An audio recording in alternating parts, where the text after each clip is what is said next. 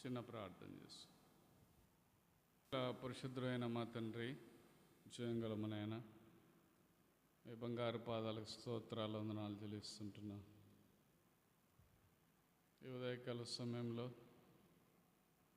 ఈ సన్నిధిలో చేరి సాగిలపడి మిమ్మల్ని ఆరాధించి కనపరచడానికి నన్ను మమ్మల్ని జ్ఞాపకం చేసుకుని మీ మందిరవరణంలోకి నడిపించి మీ కృపా సింహాసనమేట ప్రభా సాగిలపడి ప్రణమిల్లి తండ్రి మిమ్మల్ని గణపరచడానికి, కీర్తించుకునేయడానికి మాకు ఇచ్చిన గొప్ప ఆధిక్యతను బట్టి స్తోత్రాలు చెల్లిస్తుంటున్నా. నదివా జ్ఞాపకం చేసుకోండి. ఈ ఉదయకాల సమయంలో ఎట్లు మిమ్మల్ని ఆరాధించాలో, తండ్రి ఎందుకు మిమ్మల్ని ఆరాధించాలో ఈ వాక్యం ద్వారా ఆ సత్యాలు మాకు బయలుపరుస్తున్నామని కృపగల ప్రభా దేవుడిగా మాకు మీరు ఎలా ఉన్నారో ఈ వాక్యం ద్వారా సిద్ధపరిచి మేము ప్రభా ఆత్మతో సత్యంతో నేను ఆరాధించడానికి మమ్మల్ని సిద్ధపరుస్తున్నామని ప్రాముఖ్యంగా బలహీనైన నన్ను జ్ఞాపకం చేసుకుని మీ కృప ద్వారా బలపరచు, మీ ఆత్మచేత అభిషేకించి మీ మాటలు ప్రభా అని ప్రజలైన వారికి వినిపిస్తారమ్మా. వచ్చిన వారందరిని బట్టి స్తోత్రాలు, రాని వారిని కూడా ప్రభా సమయానికి తీసుకురమ్మా. యేసు నామములో ప్రార్థిస్తున్నాం తండ్రి, ఆమేన్.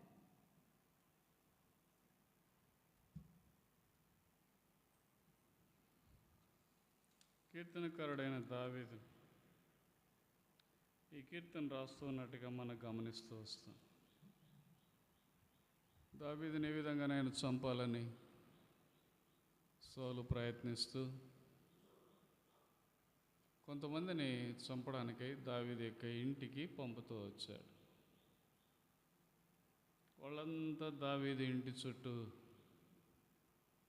కత్తులు, విల్లంబులు అవన్నీ పట్టుకొని చుట్టూ దావీదు ఎప్పుడు బయటకు వస్తాడా, ఎప్పుడు చంపేస్తామా అని కాచుకొని ఉన్నారు. అలాంటి సమయంలో ఎవరైనా కీర్తన రాస్తారా? అలాంటి సమయంలో ఎవరైనా దేవుని కీర్తిస్తారా, గణపరుస్తారా, స్తుతిస్తారా? మనల్ని చంపడానికి బయట ఉన్నారు, ఇంటి బయట అంటే మనం ఏం చేస్తాం? ఎట్లా తప్పించుకోబోవాలని ఆలోచిస్తాం. దావీదు ఎట్లా తప్పించుకోబోవాలని ఆలోచించలేదు. తన ఇంట్లో ఉండి దేవుడు కృపగలవాడు, దేవుడు తప్పకుండా నా శత్రువుల చేతిలో నుండి నా ప్రాణాన్ని విమోచిస్తాడు, రక్షిస్తాడు. ఆయన కృప అంత అధికమైనది. ఆయనే కృపగల దేవుడు.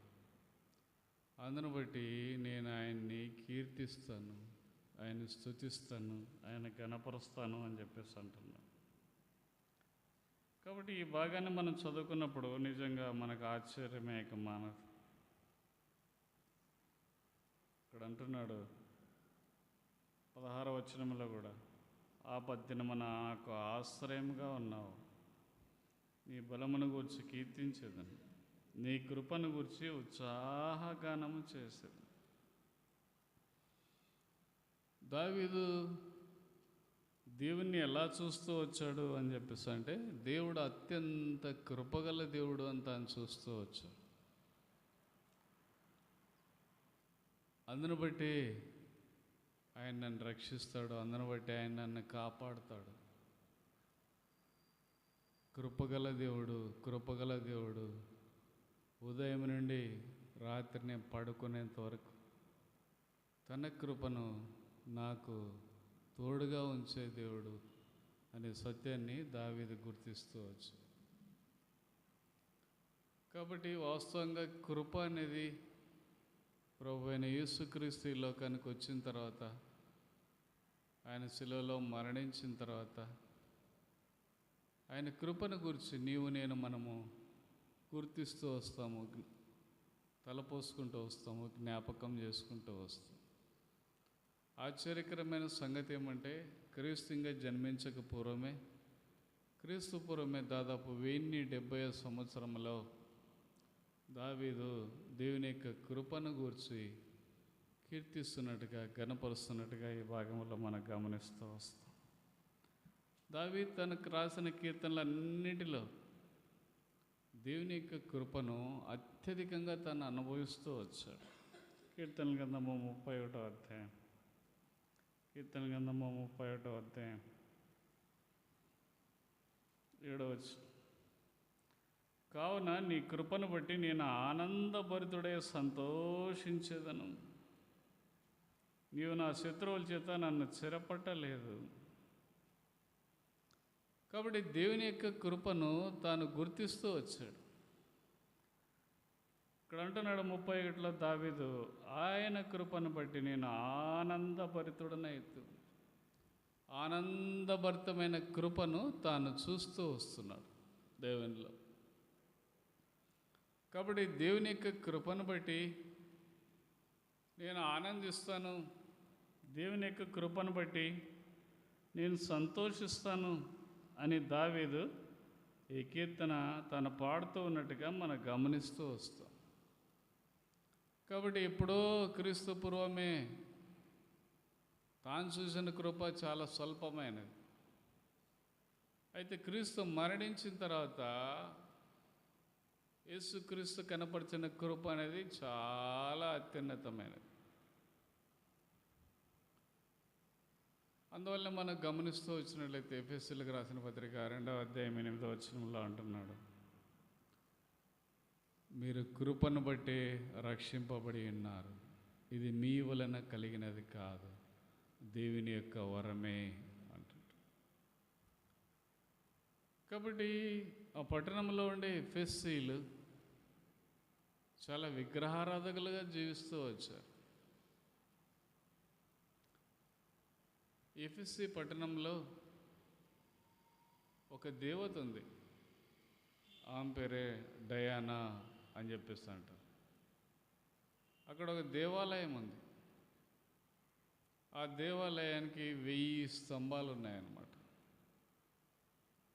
1000 స్తంభాల గుడి అని చెప్పేసి అంటారు దాన్ని. మామూలుగా ఎఫెసీ పట్టణంలో ఆ దేవత అనేది చాలా ప్రాచుర్యం పొందింది. ఈనాడు ఏ విధంగా అయితే విగ్రహాలన్నీ అందరి ఇండ్లలో ఉంటాయో, ఆనాడు కూడా ఎఫెసీ పట్టణంలో ఈ డయానా యొక్క దేవత బొమ్మలు అనేవి ప్రతి ఇంట్లో ఉండేవి.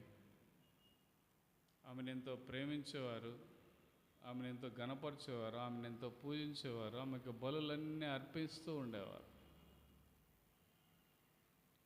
ఎఫెసీ పట్టణం అనేది అంత భయంకరమైన విగ్రహారాధన పట్టణంగా మారిపోయింది. అలాంటి పరిస్థితుల్లో అపోస్తలులైన పౌలు ఆ ఎఫెసీ పట్టణానికి వచ్చాడు. ఎఫెసీ పట్టణానికి వచ్చి ఎఫెసీ పట్టణంలో దేవుని యొక్క సువార్తను తాను ప్రకటిస్తూ వచ్చాడు. మొదట వారంతా తీవ్రంగా వ్యతిరేకిస్తూ వచ్చినప్పటికీ, అయితే మనం గమనించేది ఏమి అని చెప్పిస్తున్నట్టయితే,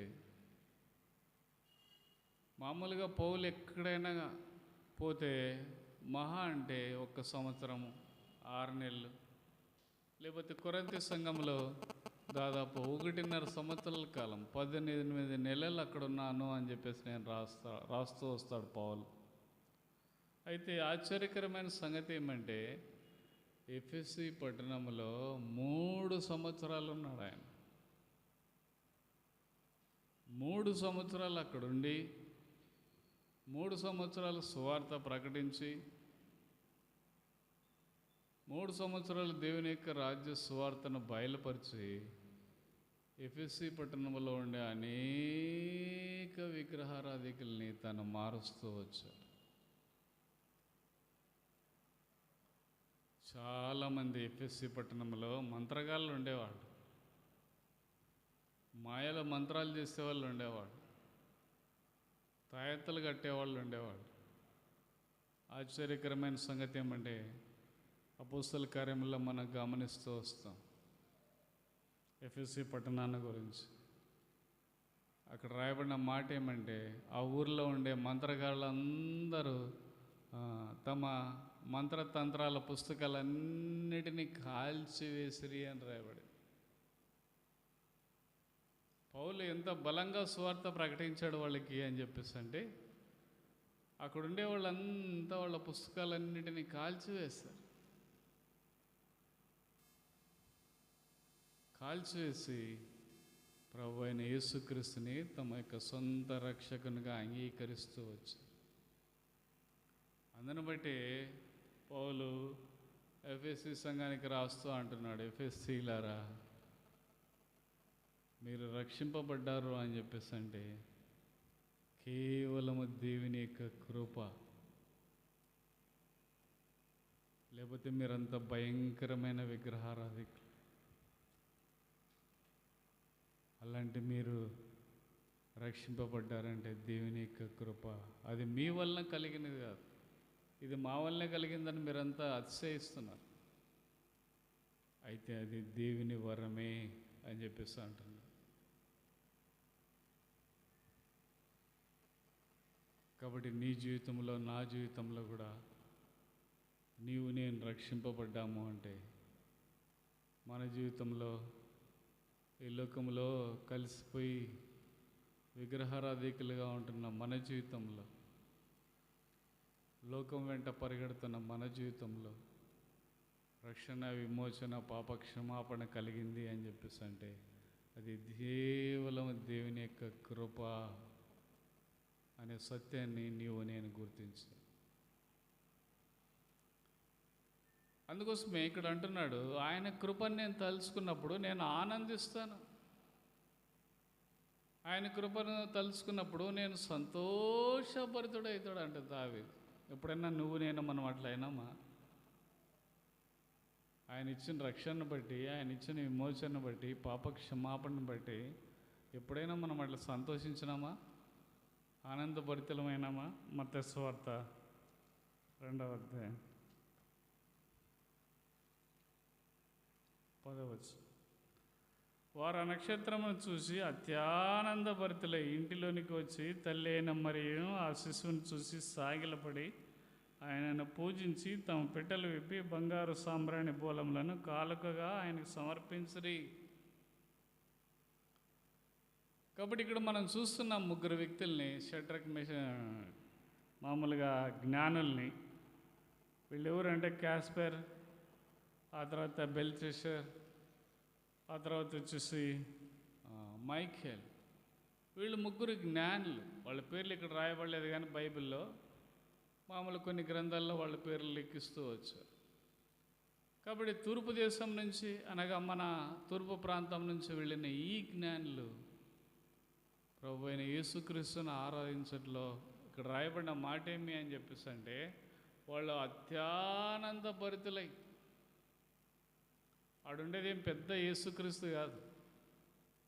యేసుక్రీస్తు ఇంకా మరణించలేదు, యేసుక్రీస్తు ఇంకా సిలువ వేయబడలేదు, యేసుక్రీస్తు చనిపోయి తిరిగి లేయలేదు. అయితే చిన్న పిల్లవాడు అప్పుడే పుట్టినాడు మరియకి. ఆ వ్యక్తిని చూసి వాళ్ళు ఏం చేస్తున్నారు అని చెప్పేసి అంటే చిన్న యేసు బాలను చూసి ఆ చిన్న పిల్లవాడిని పాదముల యొద్ద వీళ్ళు సాగిల పడుతున్నారు, అత్యానంద భరితులైనారంట. ఆనందం కాదు, అత్యానందం. అంటే ఏమి అంటే వాళ్ళ ఆనందానికి కళ్ళలో నుంచి నీళ్ళు వచ్చినాయి అనమాట. ఆనంద బాష్పాలు అంటారు వాళ్ళు. ఆనందం ఎక్కువైతే ఏడుపు వస్తుంది. అత్యానంద భరితులై వాళ్ళ పెట్టెలు విప్పి ఆయన్ను పూజించి ఆరాధించినట్టుగా మనం గమనిస్తూ వస్తాం. నీవు నేను దేవుని ఆరాధించేటప్పుడు అలాంటి ఆనందం మన జీవితంలో ఉందా? అలాంటి సంతోషం అనేది మన జీవితంలో ఉందా అనే సత్యాన్ని మనం జ్ఞాపకం చేసుకుంటూ రావాలి. ప్రేమైన సహోదరుడా, ప్రేమైన సహోదరి, నీవు నేను ఆయన కృపను బట్టి ఆనందించే వారంగా ఉండాలి. అందుకోసం పరమగీతం 2:3లో షులమిత్ అంటది, ఏమంటారంటే, నేను ఆనందభరితురాలనై ఆయన నీడను కూర్చుంటిని. నా ప్రియుడిని చూసిన తర్వాత నేను ఆనందభరితురాలై ఆయన నీడను నేను కూర్చుంటిని. షులమిత్ యొక్క ఆనందాన్ని మనం అర్థం చేసుకుంటూ రావచ్చు. ఎప్పుడైతే యేసు ప్రభువుని అనగా తన ప్రియుడిని చూసిందో అప్పుడు ఆమెలో చెప్పనలివి కానంత ఆనందం వచ్చి ఆయన దగ్గరే ఆమె కూర్చుంటూ వచ్చు, నీడన కూర్చు. కాబట్టి నీ జీవితంలో, నా జీవితంలో ఈ దావీదు యొక్క సంతోషం, ఆనందం నీలో నాలో ఉండాలి అనే సత్యాన్ని మనం జ్ఞాపకం చేసుకుంటూ రావచ్చు. కీర్తనల గ్రంథము 36వ అధ్యాయం 7వ వచనం. దేవా, నీ కృప ఎంతో అమూల్యమైనది అంటాడు దావీదు. దావీదు కృపలను గురించి తన కీర్తనలో ఎంతో అద్భుతంగా రాస్తవచ్చు. మొదటేమో తన ఆనందకరమైన కృప అంటాడు. రెండోదిగా ఇక్కడ ఏమంటున్నాడు అంటే, నీ కృప ఎంతో అమూల్యమైనది. నీ కృప ఎంతో అమూల్యమైనది. అమూల్యమైనది అంటే ఏమంటే ప్రేషియస్ అనమాట, ఇంకా అంతకు మించింది లేదు. నీవు నా యెడల కనపరుస్తున్న కృప అమూల్యమైనది. పేతురు రాస్తాడు, 1 పేతురు 1వ అధ్యాయం 7వ వచనాన్ని మనం గమనిస్తూ వచ్చినట్టయితే, అమూల్యమైన విశ్వాసం. దేవుడు నీ జీవితంలో, నా జీవితంలో ఆయన కృపను బట్టి మనకేమిచ్చాడు అని చెప్పేసి అంటే అమూల్యమైన విశ్వాసాన్ని ఇచ్చాడు. అమూల్యమైన విశ్వాసాన్ని దేవుడు మీకు అనుగ్రహించాడు అని చెప్పేసి అంటాడు. అదే 1 పేతురు 1:19 అంటాడు, అమూల్యమైన రక్తము చేత. కాబట్టి యేసుక్రీస్తు యొక్క రక్తము కూడా అమూల్యమైనది అని చెప్పేసి అంటాడు. 2 పేతురు 1:4లో అంటాడు, ఏమంటాడంటే, అమూల్యమైన వాగ్దానములను మీకు అనుగ్రహించి ఉన్నాడు. కాబట్టి ఆయన కృపను బట్టి అమూల్యమైన విశ్వాసాన్ని ఇచ్చాడు, అమూల్యమైన రక్తం ద్వారా విమోచించాడు, అమూల్యమైన వాగ్దానాలని నీకు నాకు అనుగ్రహిస్తూ వచ్చాడనే సత్యాన్ని మనం జ్ఞాపకం చేసుకుంటూ ఉన్నాం. సామెతలు 20:15లో మనం గమనిస్తూ వచ్చినట్టయితే, మీ పెదవుల ద్వారా అమూల్యమైన దేవుని స్తుతించుడి అంటుంది. కాబట్టి నీవు నేను అమూల్యమైన కృప మనకు అనుగ్రహించాడు. కాబట్టి ఆ కృపను బట్టి ఆయన నీవు నేను మనం స్తుతించే వారంగా ఉండాలి అనే సత్యాన్ని మనం జ్ఞాపకం చేసుకుంటూ ఉన్నాం. ఇది కీర్తన 32వ అధ్యాయం, కీర్తనల గ్రంథము 32వ అధ్యాయం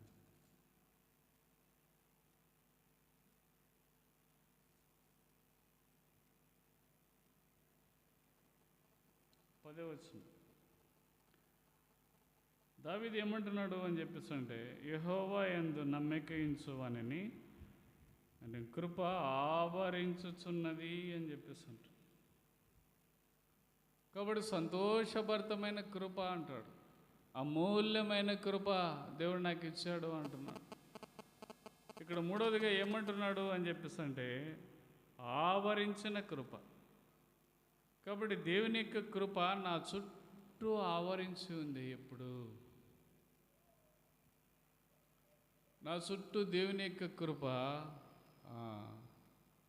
నన్ను కాపాడుతూ ఉంది, ఆవరించి ఉంది. ఎంత ఆశ్చర్యకరమైన సంగతి. మత్తయి సువార్త 17వ అధ్యాయాన్ని మనం గమనిస్తూ వచ్చినట్లయితే, మొదటి 7 వచనాల్లో అక్కడ చూస్తాం. మనం ఏం చూస్తామంటే, ప్రభు అయిన యేసుక్రీస్తు పేతురు యాకోబును ఎత్తైన కొండ మీదకి తీసుకొని పోయి హెర్మోను పర్వతం, ఆ పర్వతం మీద వారి ఎదుట తాను రూపాంతరం చెందుతూ వచ్చు. ఆయన యొక్క ముఖము సూర్యుని వలె ప్రకాశిస్తూ వచ్చు. ఆయన వస్త్రములు దగదగ మెరుగుతూ వచ్చు. ఆయన వెలుగును చూడలేక శిష్యులంతా భయపడి బోర్లా పడిపోయారు.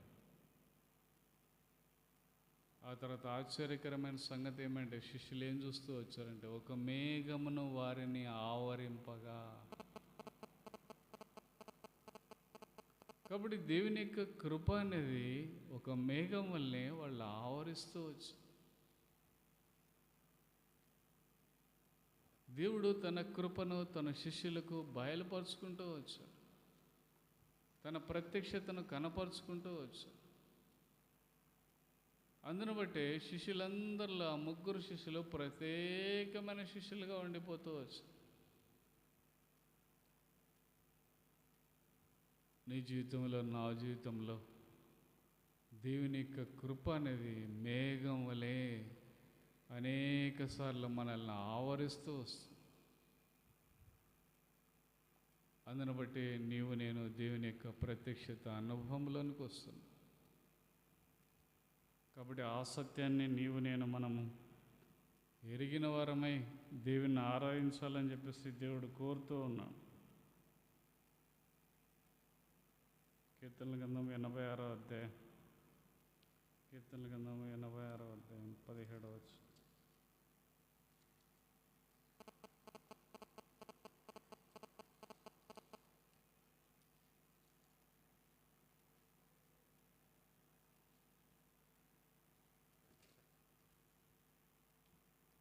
క్షమించండి, 13వ వచనం. నా దేవా, నా ఎడల నువ్వు చూపిన కృప అధికమైనది. నా ఎడల నువ్వు చూపిన కృప అధికమైనది. ఇంగ్లీష్లో రాయబడిన మాట ఏమి అని చెప్పేసి అంటే ఎత్తైన స్థలము అని రాయబడి, ఉన్నతమైనది అని చెప్పేసి అంటే హై పీక్, ఎత్తైన స్థలం. కాబట్టి దేవుని యొక్క కృప అనేది నీ జీవితంలో, నా జీవితంలో అధికమైనదిగా దేవుడు మన ఎడల కనపరుస్తూ వచ్చు. అందును బట్టి దేవుని మనము స్తుతించే వారంగా ఉండాలనే సత్యాన్ని మనం జ్ఞాపకం చేసుకుంటూ రావచ్చు. ఎంత అధికంగా దేవుడు కృప కుమ్మరిస్తాడు అంటే యోనా 2:6-8లో మనం చూస్తాం. అక్కడ రాయబడిన మాట ఏమంటే యోనా ఆ చేప యొక్క కడుపులో ఉన్నాడు. ఎన్ని రోజులు? 3 రోజులు. అంటే బతికినాడా, చచ్చిపోయినాడా? బతికినాడా, చచ్చిపోయినాడా? చనిపోయినాడు. అక్కడ రాయబడిన మాట ఏమంటే గాఢ నిద్ర కలుగగా. బైబిల్లో మరణాన్ని నిద్రగా దేవుడు పోలుస్తూ వచ్చాడు. యేసుప్రభు అంటాడు శిష్యులతో, ఏమంటాడు? లాజరు నిద్రించుచున్నాడు. లాజరు ఏమి నిద్రించుతున్నాడు. శిష్యులు అంటారు, మనం పోయి లేపాలనా అంటాడు. నిద్రపోతుంటే మంచిదే, లేపొచ్చు. అపోస్తలులైన పౌలు తెస్సలోనికీయులకు రాస్తూ వస్తాడు 4వ అధ్యాయం 13వ వచనంలో ఏమంటాడంటే నిద్రించిన వారి విషయమై మీకు తెలియకునుట నాకు ఇష్టం లేదు. నిద్రించిన వారి విషయమై మీరు దుఃఖపడుకునుట మంచిది. దావీదు అంటాడు, నేను మరణ నిద్ర నొందకుండానట్లు కీర్తనలని. కాబట్టి ఆశ్చర్యకరమైన సంగతి ఏమి అని చెప్పేసి అంటే అలాంటి స్థితిలో యోనా ఉండిపోతే యోనాకి దేవుడు ఎలాంటి కృప ఇచ్చాడంటే అత్యధికమైన కృప అనుగ్రహించి యోనాని తిరిగి సజీవునిగా ఉంచి చేపకు ఆజ్ఞాపించి తిరిగి ఒడ్డున కక్కేయమని చెప్పాడు. కక్కి వేసిన తర్వాత యోనా వెళ్ళి నినివేలో సువార్త ప్రకటించాడు. ఎంత అధికమైన కృప అది! అది సాధారణమైన కృపన? మరణంలో నుంచి జీవములోకి నడిపించడం అనేది చాలా అత్యధికమైన కృప. నీ జీవితంలో, నా జీవితంలో కూడా మనం అనేక సార్లు మరణ లోయలు గుండా ప్రయాణిస్తూ ఉన్నప్పుడు, మరణ పడకల మీద ఉన్నప్పుడు, అలాంటి పరిస్థితుల్లో మనకు తల ఎత్తినప్పుడు, నిద్రలోకి జారిపోయే స్థితిలో ఉన్నప్పుడు దేవుడు ఏం చేశాడు మనకి అంటే తన అధికమైన కృపని కనపరుస్తవచ్చు. దావీదు యొక్క అనుభవం అలా ఉన్నట్టుగా ఈ భాగంలో మనం గమనిస్తూ వస్తాం. కీర్తనల గ్రంథము 57వ అధ్యాయం, కీర్తనలు 57 9వ. యెహోవా, నీ కృప ఆకాశము కంటే ఎత్తైనది, నీ సత్యము మేఘమండలం వరకు వ్యాపించి ఉన్నది. ఇక్కడ అంటున్నాడు, ఏమంటున్నాడు అని చెప్పేసి అంటే దావీదు యొక్క అనుభవం. కాబట్టి దావీదు సౌలు యొక్క సేనలకు భయపడిపోయి అదుల్లాము గుహలో తను దాక్కున్నాడు. దాపెట్టుకున్నప్పుడు ఈ కీర్తన తను రాస్తూ వచ్చాడు. ఏమంటున్నాడు అని చెప్పేసి అంటే నీ కృప ఆకాశము కంటే ఎత్తైన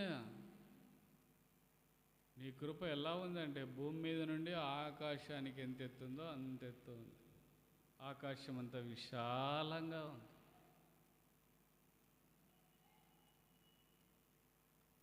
దేవుని కృపను ఆకాశంతో పోలుస్తున్నా. ఆదికాండం 28వ అధ్యాయం మనం గమనిస్తూ వస్తాం. అక్కడ మనం చూసేది ఏమి అని చెప్పేసి అంటే యాకోబు కొండపైన పడుకున్నప్పుడు తలగడగా చేసుకున్న ఒక రాయిని ఆకాశం నుండి భూమికి దావీదు యొక్క తల దగ్గరికి ఒక నిచ్చెన వేయబడి, ఆకాశం నుండి దేవదూతలు దిగి ఎక్కుతూ ఉన్నారు. ఆకాశం నుండే దేవుడు యాకోబుతో మాట్లాడుతూ ఉన్నాడు. దేవుని యొక్క స్వరాన్ని వినిపిస్తూ ఉన్నాడు. అందుకోసమే యాకోబు అంటాడు తర్వాత లేచిన తర్వాత, ఇది బేతేలే, ఇది దేవుని మందిరమే. దేవుని మందిరం అంటే ఎట్లుంటుందో తెలియదు యాకోబుకి. ఎందుకంటే వాళ్ళ నాయన్ని మోసం చేసి, వాళ్ళ అన్నను మోసం చేసి, వాళ్ళ అన్న చంపుతానంటే పారిపోతున్నాడు. ఇప్పుడు పారిపోతూ రాత్రి ఆడ పండుకున్నాడు. దేవుడు యాకోబు దర్శనమిస్తూ ఏం చేశాడంటే మందిరం యొక్క దర్శనాన్ని చూపించాడు. ఆకాశంలో నుండి ఒక నిచ్చెన వేయబడినట్టుగా, ఆ నిచ్చెన మీద దేవదూతలు ఎక్కి దిగుతున్నట్టుగా, ఆకాశం పైనుండి నిచ్చెన కొన నుండి దేవుడు తనతో మాట్లాడుతున్నట్టుగా, ఎంతో అద్భుతమైన కృప ఇది. కాబట్టి ఆ నిచ్చెన అనుభవాన్ని, దేవుని మందిరం యొక్క అనుభవాన్ని దేవుడు నీకు నాకు ఇచ్చాడనే సత్యాన్ని మనం జ్ఞాపకం చేసుకోవాలి. ఆ ఎత్తైన దేవుని యొక్క కృప నీ మధ్యకి నా మధ్యకి తీసుకొచ్చాడు. అందుని బట్టి దేవుని నీవుని ఆరాధించాలి అనే సత్యాన్ని మనం జ్ఞాపకం చేసుకుంటాం. ఇవన్నీ దావీదు యొక్క అనుభవాలు. అందుకోసమే దావీదు ఏమంటున్నాడు అని చెప్పేసి అంటే ఆయన కృపగల దేవుడు, ఆనందకరమైన కృపను ఆయన నాకు అనుగ్రహిస్తూ వచ్చాడు. అమూల్యమైన కృపను దేవుడు నాకు బయలుపరుస్తూ వచ్చాడు. దేవుని యొక్క కృప నన్ను ఆవరిస్తూ వచ్చింది. ఆవరించే కృపగా ఆయన నాకు తోడుగా ఉంటూ వచ్చాడు. అధికమైన కృప ఆయన నాకు అనుగ్రహిస్తూ వచ్చు. ఆకాశమనంటే కృప దేవుడు నాకు బయలుపరుస్తూ వచ్చు. ఆ అదుల్లము గుహలో నుండి దావీదు అతనితో ఉండే 400 మనుష్యులు సౌలు యొక్క చేతిలో నుండి తప్పించబడతారు. అధికమైన కృప దావీదుడల దేవుడు కనపరిచాడు అనే సత్యాన్ని తాను గుర్తిస్తూ వచ్చు. ప్రేమైన సహోదరుడా, ప్రేమైన సహోదరి, దావీదు యొక్క అనుభవం అనేది చాలా గొప్పది. దేవుని కృపను అన్ని విధాలుగా తను గుర్తిస్తూ వచ్చాడు, గుర్తించి తను ఆరాధిస్తూ వచ్చాడు. అందుకోసమే తను ఏమంటున్నాడు, మనం చదువుకున్న భాగంలో 17వ వచనంలో ఏమంటున్నాడు అంటే, దేవుడు కృపగల దేవుడుగా నాకున్నాడు, అందును బట్టి ఆయన నేను కీర్తిస్తానంటే ఏమంటే పాటలతో నేను ఆయన్ని స్తుతిస్తాను, అందును బట్టి నేను ఆయన్ని సన్నతిస్తాను, ఘనపరుస్తాను. కాబట్టి నీవు నేను ఆ కృపను గుర్తెరిగిన వారమై ఈ కృపలన్నీ దావీదుకి ఎలా